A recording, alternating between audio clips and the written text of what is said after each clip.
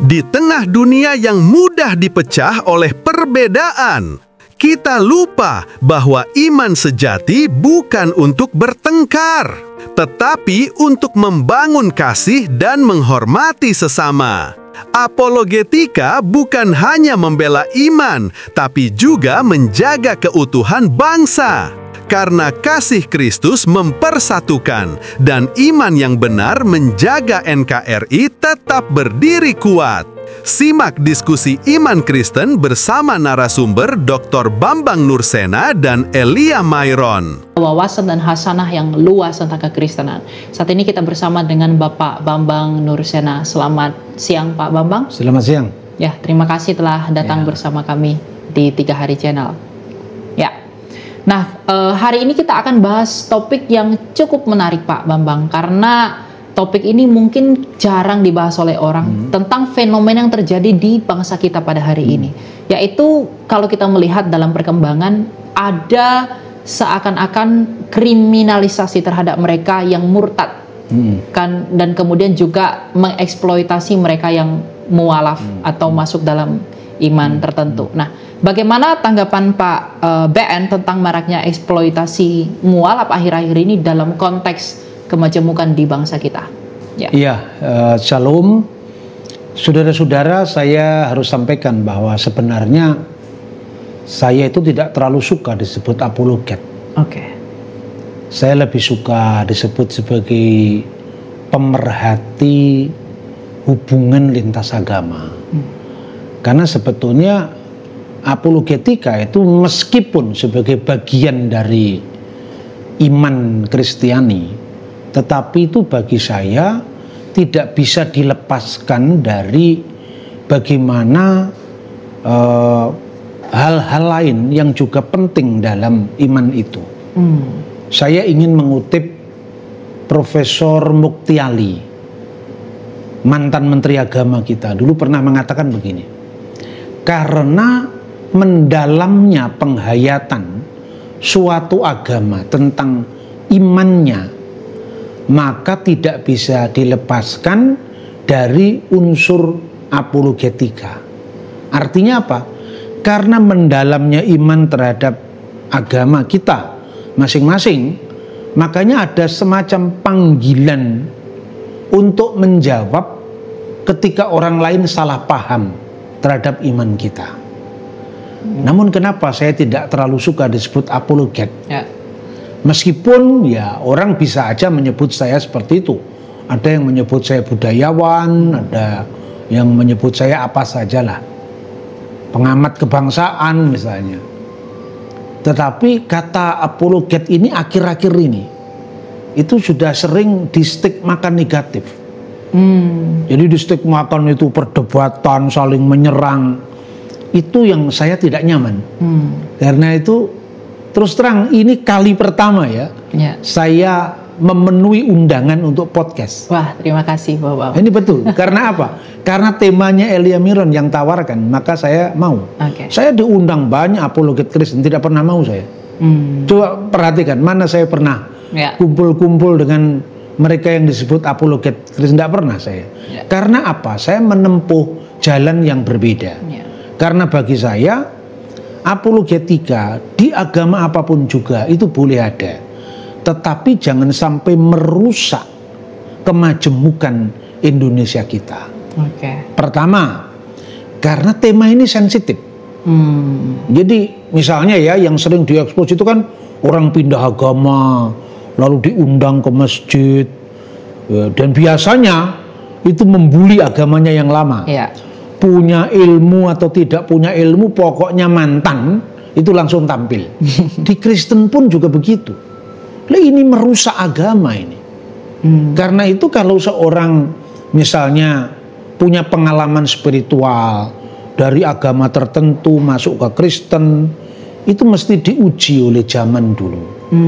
Karena sensitivitasnya, eksploitasi mu'alaf. Karena eksploitasi ya bisa untuk kepentingan ekonomi, bisa untuk kepentingan koin, bisa untuk kepentingan yang macam-macam kan. Maka saya tidak terlalu suka dengan sebutan itu. Jadi pertama kali itu gini, saya ingin menunjukkan tentang sensitivitasnya masalah ini. Saya ingin mengawali dengan satu tulisan, dan itu kaitannya dengan eksploitasi mu'alaf ini. Tulisan seorang penulis Arab, namanya itu adalah Abdul Hakim Qasim. Dia menulis sudah lama sekali, tahun 1973, bukunya dalam bahasa Arab, judulnya Al-Mahdi.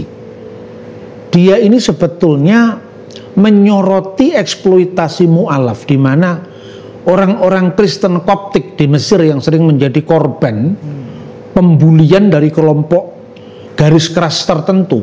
Untuk kalau satu orang Koptik mungkin karena tidak benar-benar, atau pilihan seorang mungkin karena terpaksa menikah, tapi itu diekspos besar-besaran.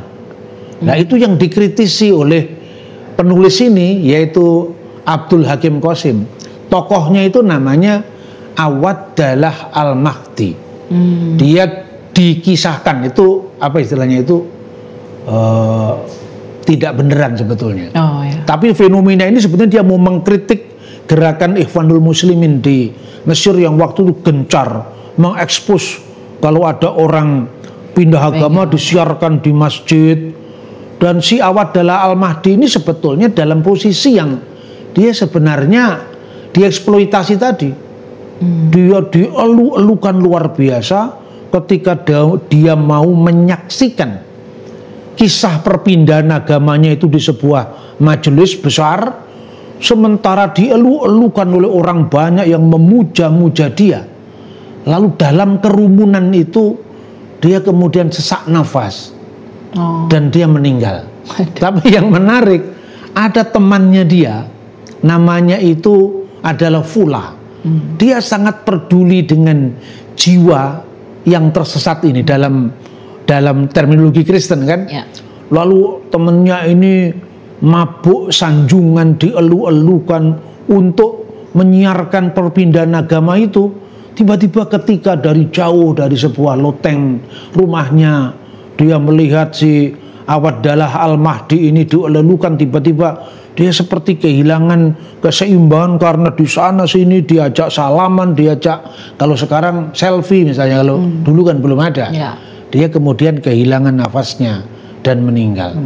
Namun karena cintanya pada seorang sahabat, dari jauh Fula itu selalu mendoakan sahabatnya ini. Namun dia tidak berdaya. Dan ketika dia tahu kalau Al-Mahdi ternyata meninggal, yang di kerumunan itu mengucapkan inna lillahi wa inna ilaihi raji'un, ya kan? Sebagaimana biasanya orang Islam kalau orang meninggal. Tetapi si Fula ini dalam ketulusan hatinya langsung memohon maaf kepada Tuhan. Tuhan, maafkanlah kami tidak bisa mendampingi sahabatku ini, karena kalau saya mendampingi sahabatku, saya jadi sasaran berikutnya. Lalu begitu sahabatnya ini menghembuskan nafas yang terakhir, dia membuat tanda salib. Bismillah walibni warrahil kudus al-ilahil wahid amin. Demi nama Bapa dan Putra dan Roh Kudus, Allah yang esa, amin. Apa yang mau dipelajari dari kasus ini?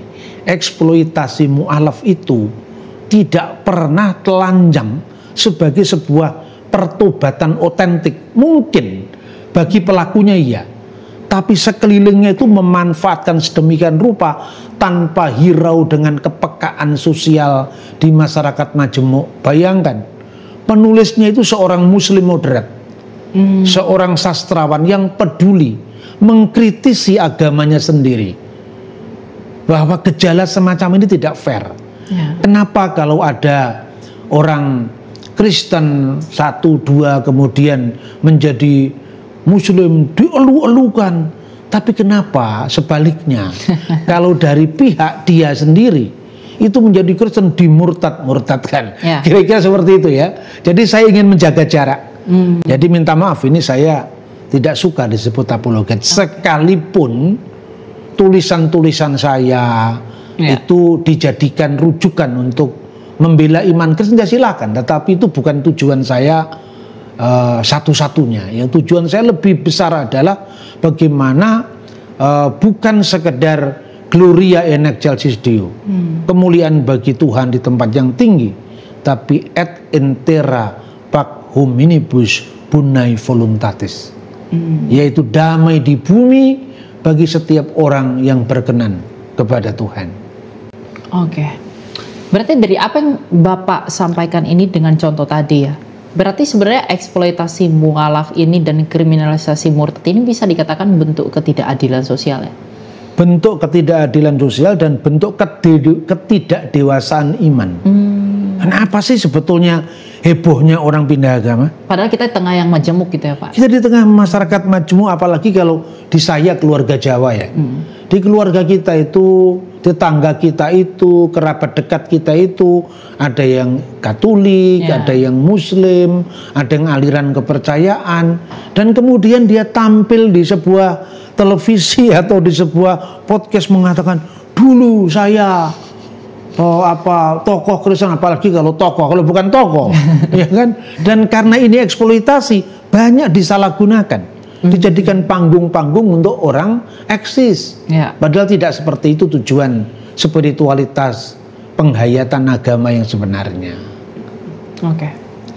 Nah, dari apa yang Pak Bambang sampaikan ini, mungkin ada nggak sih, karena Pak Bambang juga kan adalah seorang budayawan, seorang pemerhati, seorang penghayat yang kembali mempelajari sejarah. Bahkan tadi saya ada dapat buku sejarah-sejarah dari Jawa, Sumatera dan lain. Nah, di dalam sejarah nih, sejarah bangsa kita, ada nggak sih bagaimana bangsa kita itu menanggapi atau ya memberikan respon terhadap kasus yang sama seperti pengkutub-kutupan ini? Ada nggak hubungannya dengan lahirnya slogan kita Bhinneka Tunggal Ika? Oh ya tentu ada. Justru itulah makanya itu yang ingin saya wanti-wantikan kepada bukan sekedar orang Kristen, tapi segenap bangsa Indonesia. Sekalipun ya saya itu pangkat saya apa untuk mau didengarkan semua orang, tapi artinya belajarlah mendengarkan dari mana saja sumbernya. Jangan hanya sekedar saya mau dengar karena sesama Kristen, karena sesama Batak, karena sesama Jawa. Itu ketidakdewasaan dalam berbangsa dan bernegara. Kalau ditanya contohnya ada. Pernah lihat keagungan Borobudur dan Prambanan? Kita cuma heboh dengan hebatnya bangsa kita di masa lampau. Borobudur dan Prambanan itu monumen toleransi yang nyaris memecah belah Nusantara kala itu, kerajaan Mataram, Hindu Mataram kuno, antara Hindu dan Buddha. Tahu nggak sejarahnya? Pindah agama itu konteksnya. Jadi kerajaan Mataram kuno itu raja pertama itu kemudian raja pertama, raja kedua namanya ada Rakai Panangkaran. Rakai Panangkaran itu pindah agama. Dari dulu dia seorang Siwais, seorang penganut agama Hindu, aliran Siwa, menjadi seorang Buddhis.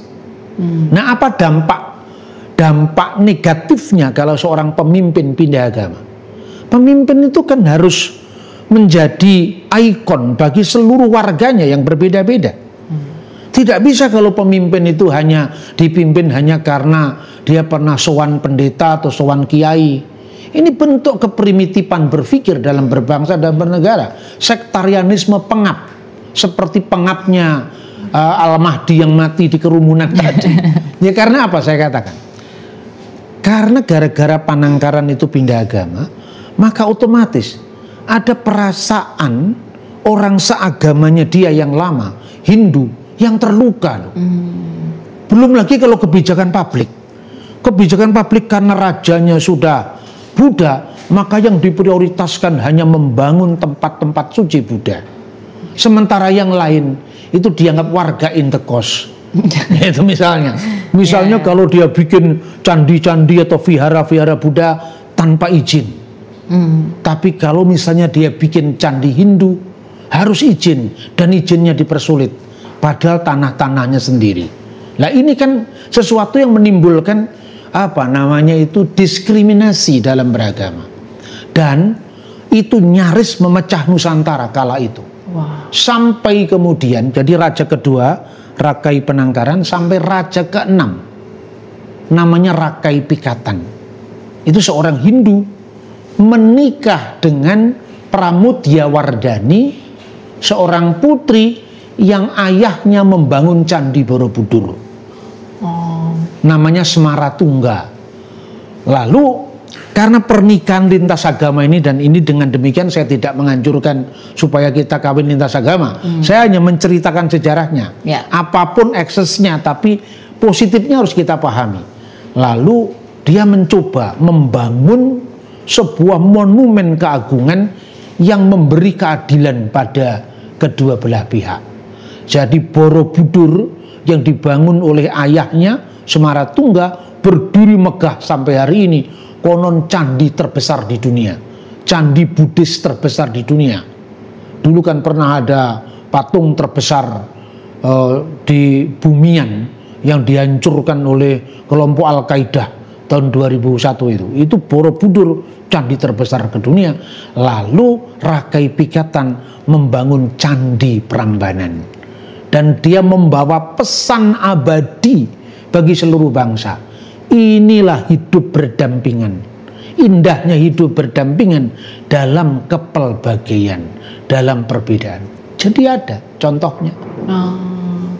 Berarti apakah sulit menggunakan metode yang seperti itu kalau digunakan di zaman semestinya bisa. Kalau seandainya pemimpin-pemimpin bangsa ini bisa berdiri di atas semua agama. Karena menjadi pemimpin itu bukan hanya pemimpinnya partainya dia, bukan hanya pemimpin agamanya dia. Menteri agama itu bukan hanya menteri agama Islam, tapi menteri agamanya orang Hindu, Buddha, orang Kristen, orang Muslim, semuanya. Dan biasanya zaman dahulu ini, jadi kadang-kadang saya berpikir, kenapa langit kebangsaan kita ini semakin menyempit? Zaman dulu tidak ada masalah.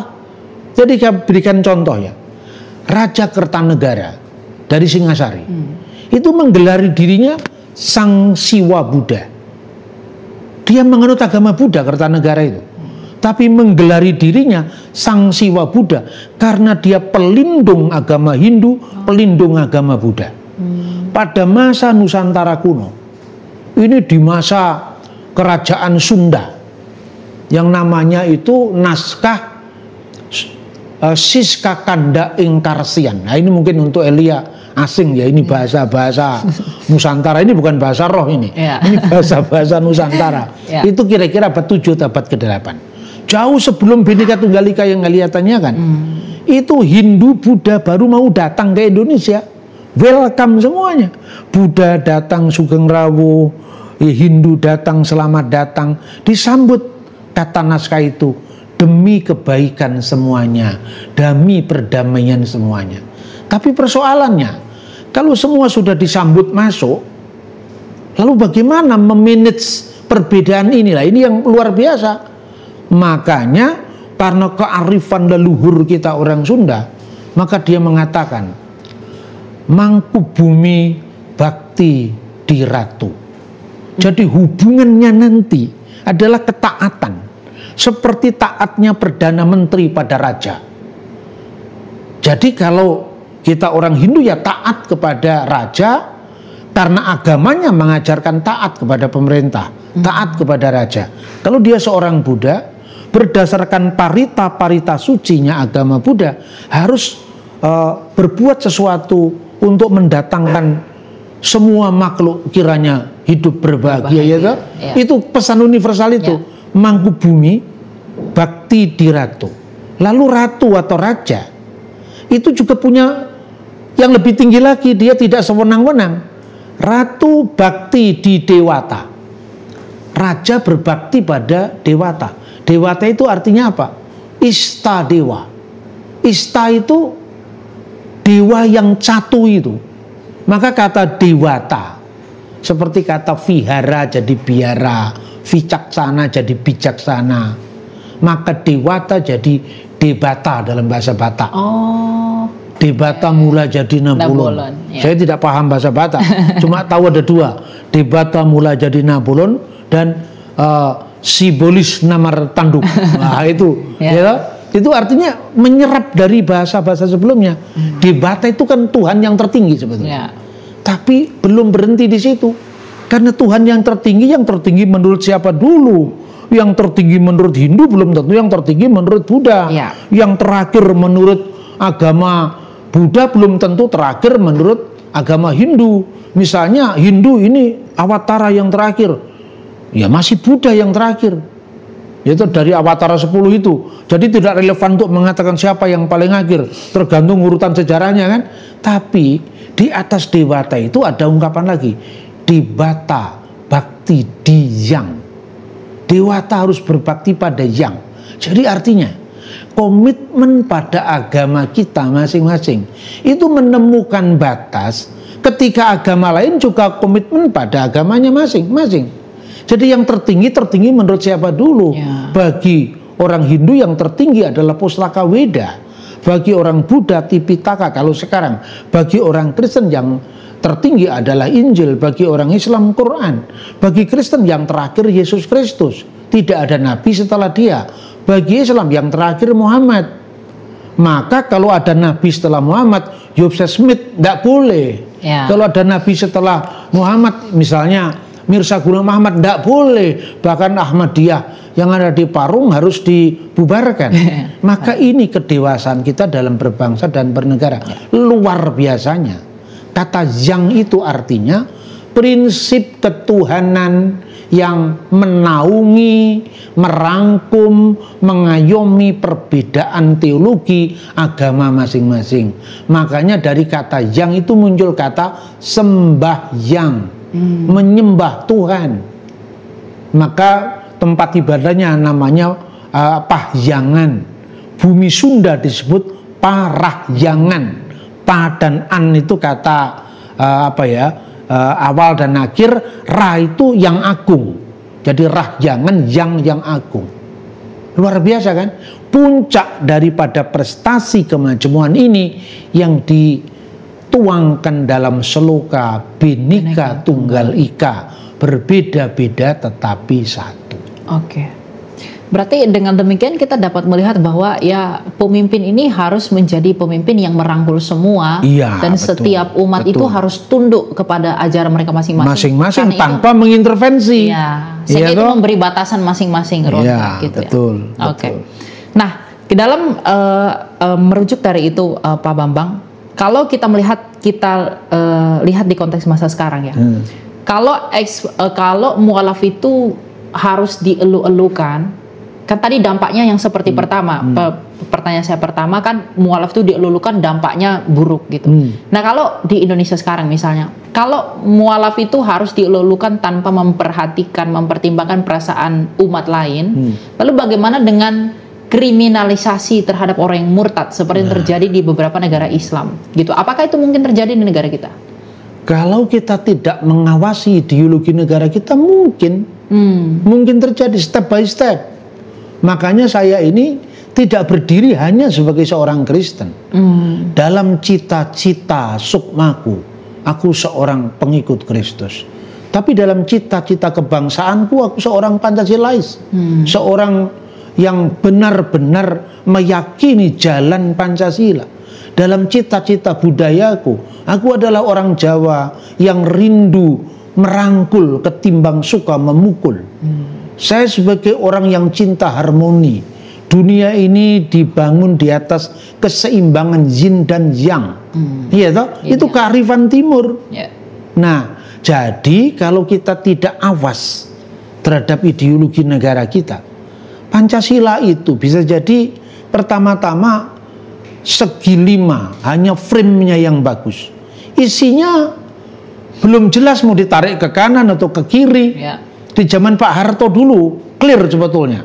Pancasila itu jalan tengah. Tidak boleh ekstrim kanan menjadi ekstrim agama, tidak boleh ekstrim kiri komunis. Itu clear, jelas sekali. Sekarang itu tinggal siapa yang punya duit. Siapa yang jadi anggota parlemen, siapa yang bayar wani piro sekarang. Karena demokrasi kita ini masih sangat transaksional. Ini minta maaf, saya ini kadang-kadang kalau sudah ngomong politik gitu ya, kadang-kadang nyerempet lagi lah. Ya tapi artinya saya sudahi sampai di sini.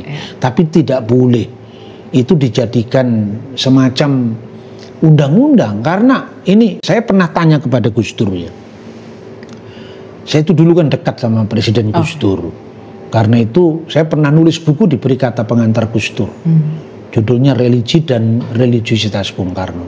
Saya tanya kepada Gus Dur gini, Gus, itu bagaimana dengan ungkapan dari hadis Rasulullah? Man badala dinahu faktuluh. Barang siapa menukar agamanya, dia harus dibunuh. Waduh. Jadi itu yang menjadi dasar kriminalisasi murtad. Ya. Lalu Gus Dur bilang begini, zaman dulu itu belum ada pemisahan antara agama dan negara. Katanya Gus Dur ini. Karena itu di negara-negara Islam dulu, awalnya kan banyak orang-orang non-muslim masuk Islam. Lalu ketika dia menjadi Islam, dapat kedudukan tinggi, yang kemudian hari lagi dia tidak dapat kedudukan, dipecat dari kedudukannya.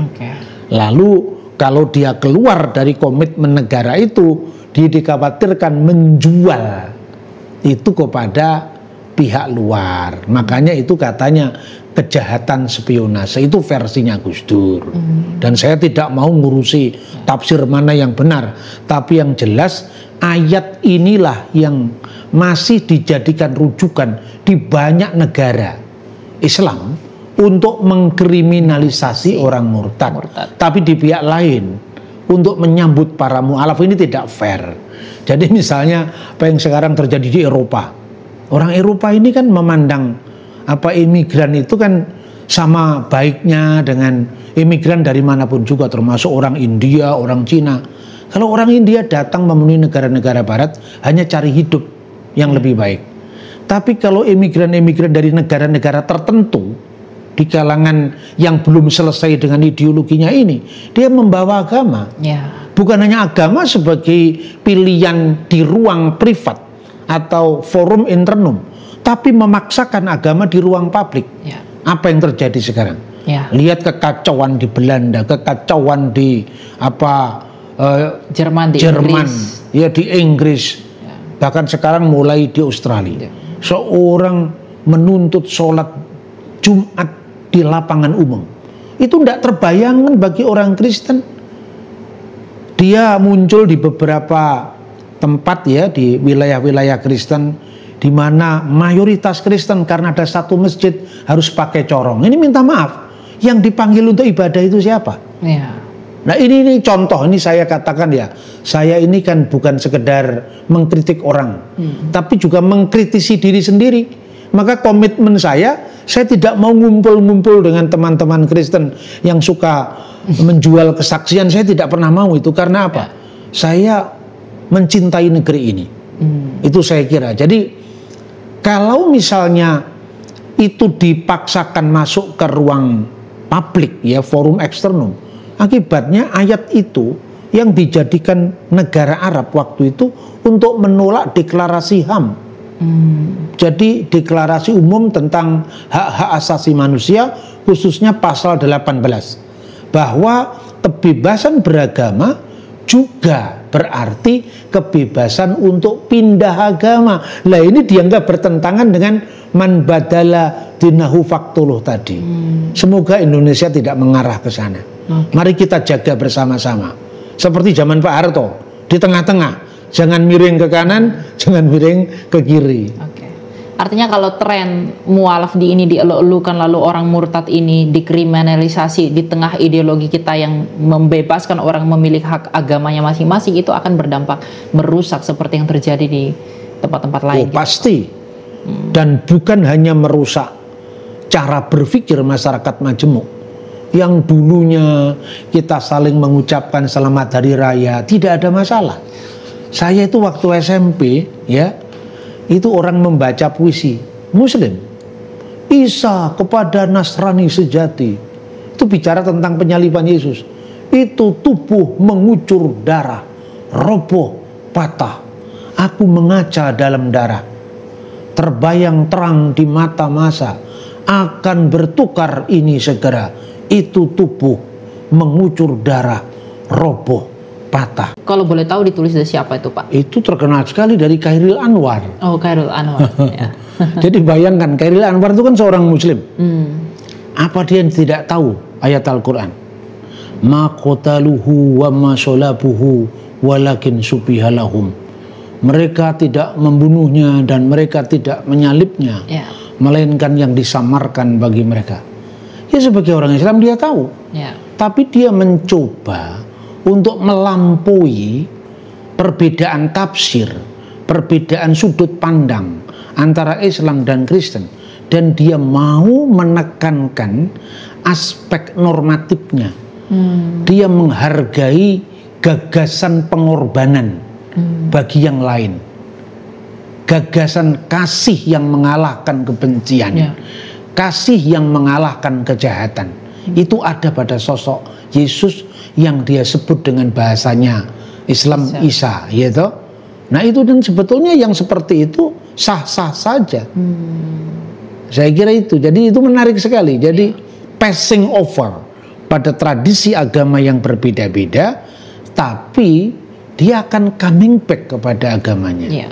Artinya dia bisa tetap tegas dalam imannya, tapi dalam hal kemajemukan ini kita harus saling memahami, begitu. Betul, saling memahami dan agree in disagreement. Oke. Dan itu udah dicontohkan oleh Chairil Anwar tadi. Chairil Anwar. Tapi fenomena sekarang ini kemudian yang menyebabkan adanya kegaduhan itu dan lain sebagainya, seperti eksploitasi yang berlebihan dan kriminalisasi terhadap murtad, apakah bisa dikatakan itu karena disebabkan oleh karena tiadanya sikap seperti Chairil Anwar tadi di beberapa oknum dari teman-teman? Pertama oleh penyelenggara negara. Sebab kalau artinya pemimpin negara ini tegas, ya kayak zamannya Pak Harto, itu saya kira nggak berani kelompok-kelompok yang terlalu ekstrim itu kan. Dan saya harus katakan, ekstremisme itu ada di agama apapun. Ya, tapi artinya ketika ada satu kelompok berbuat anarki terhadap yang lain, itu jangan sampai kita pukul rata seolah-olah itu mewakili seluruh agama itu. Apologetika dan keutuhan NKRI. 1 Petrus 3 ayat 15 berkata, "Tetapi kuduskanlah Kristus di dalam hatimu sebagai Tuhan, dan siap sedialah pada segala waktu untuk memberi pertanggungjawaban kepada tiap-tiap orang yang meminta pertanggungjawab dari kamu tentang pengharapan yang ada padamu, tetapi haruslah dengan lemah lembut dan hormat." Saudara-saudara yang terkasih dalam Kristus, kita hidup di zaman di mana kebenaran dipertanyakan, iman diuji, dan identitas bangsa kita sering diguncang oleh perbedaan. Namun, di tengah dunia yang semakin plural ini, Tuhan memanggil kita bukan hanya untuk percaya, tetapi juga siap memberi jawaban tentang iman kita. Itulah inti dari apologetika. Apologetika bukan berarti kita berdebat atau menjatuhkan keyakinan orang lain.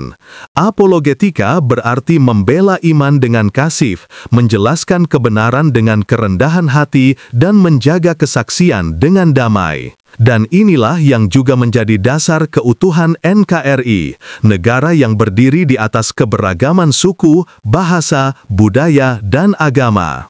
Arti apologetika yang sejati.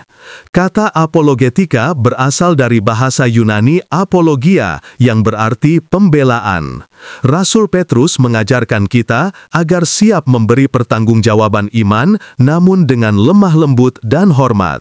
Artinya, apologetika bukanlah adu argumentasi, melainkan sikap hati yang bersandar pada kebenaran Kristus dan kasih terhadap sesama. Yesus sendiri adalah teladan tertinggi apologetika. Dia tidak melawan dengan kekerasan, tetapi menjawab dengan hikmat dan kasih. Ketika Yesus berbicara dengan perempuan Samaria, ia tidak menuduh atau mempermalukan, tetapi membawa dialog menuju pengenalan akan Allah yang sejati. Begitulah seharusnya kita menjelaskan iman tanpa memecah persaudaraan. Tantangan iman dan persatuan bangsa. Kita tahu Indonesia adalah bangsa yang majemuk. Di satu sisi, hal ini adalah kekayaan. Di sisi lain, juga tantangan. Banyak orang dengan mudah terpecah karena isu agama, politik, dan sosial. Sebagai orang percaya, kita dipanggil untuk menjadi garam dan terang, menjaga rasa dan menerangi perbedaan. Ketika dunia memilih untuk menilai dan memusuhi, orang Kristen dipanggil untuk mengasihi dan menjembatani. Apologetika yang sejati bukan hanya berbicara tentang kebenaran doktrin, tetapi juga tentang sikap hidup yang menunjukkan kasih Kristus. Kasih itulah yang akan memperkokoh keutuhan NKRI. Sebab kasih tidak mencari keuntungan diri, kasih tidak memecah, kasih justru menyatukan. Kasih Kristus menjaga keutuhan NKRI. Mari kita lihat prinsip yang diajarkan Yesus. Kasihilah sesamamu manusia seperti dirimu sendiri. Prinsip ini universal, tidak dibatasi oleh agama, suku, atau warna kulit. Dan disinilah kekuatan apologetika Kristen. Bukan hanya menjelaskan bahwa Kristus adalah kebenaran, tetapi menunjukkan Kristus melalui kehidupan kita. Ketika gereja hadir dengan pelayanan kasih, membantu masyarakat tanpa membeda-bedakan keyakinan, maka dunia melihat wajah Kristus yang sesungguhnya. Itulah kesaksian yang hidup. Itulah bentuk pembelaan iman yang paling kuat.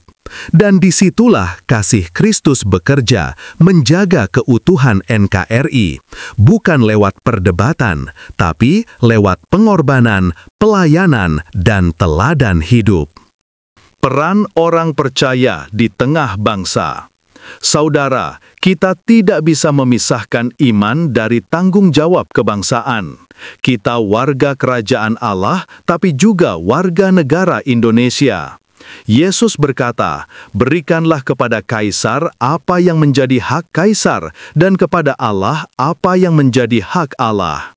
Artinya, iman tidak membuat kita acuh terhadap bangsa, justru mendorong kita untuk menjadi berkat bagi negeri ini. Dalam konteks NKRI, apologetika bukan hanya membela kebenaran Alkitab, tetapi juga menjadi duta kasih dan perdamaian. Kita membela iman bukan untuk menang dalam argumen, tapi untuk menegakkan kasih, keadilan, dan persatuan, nilai yang juga sejalan dengan dasar Pancasila dan ajaran Kristus.